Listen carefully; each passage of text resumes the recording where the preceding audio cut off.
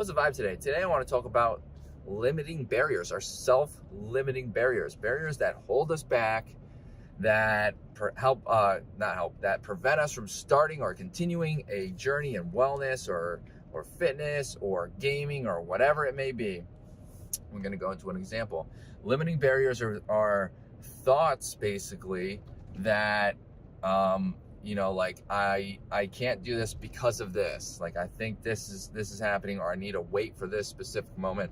It's like thought processes that hold us back or prevent us from starting, that kind of give us a quote unquote reason to do so, or that's basically it. Thought processes that kind of give us reason not to do it. And if you take a big step back, there was something I wanted to add to that, and I just tired today. It happens. But if you take a step back and you look at the big picture, 9 times out of 10, you can kind of find a reason for why that reason isn't a overly valid reason. And I'm going to give an example. I was just talking to somebody recently, and we were talking about going for walks, right? Like they want to start walking, and sometimes it's hard to get to the gym, but they love going outside. They have dogs. The dogs love walking. They love going outside. They love the outdoors, but it's like in the transition of winter to spring. So it's not like warm. It's not overly warm. It's still a little chilly. And they were talking about waiting for it to get warmer to start walking. So I asked them, I said, why don't you can walk in you take your dogs out, right? And you take your dogs out right now because they have to go for a walk.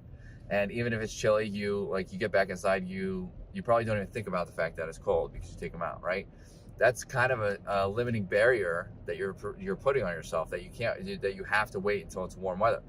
We know that if you go outside in the cold weather, you can bundle up. If you get too hot while you're walking, you can take that sweater off, the gloves, the hat, whatever it may be, and you'll still be fine. We know that the cold air is good for us, right? That cold, fresh air is good for us for a variety of reasons we're not going to get into in this video, but the cold air is good for us.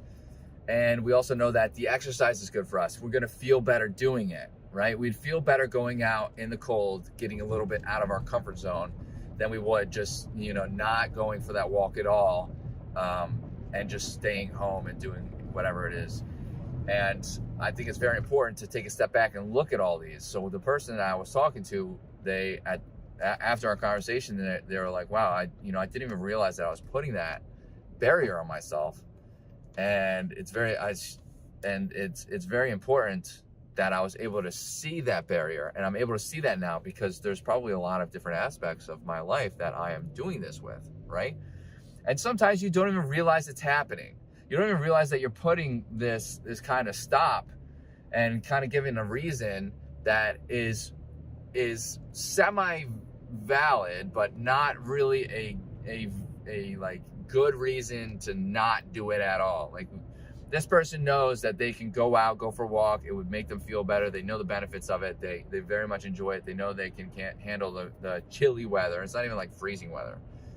But we're kind of making an excuse, and the brain will take the path of least resistance, and we'll come up with any excuse in the book to take that path of least resistance. One being, if it's too chilly, I'm not going out for a walk. So let's try to be mindful. Let's take a step back, try to be mindful of kind of our thought processes, and just pick apart the ones that may be self-sabotage or setting us these barriers that prevent us from starting or continuing a journey.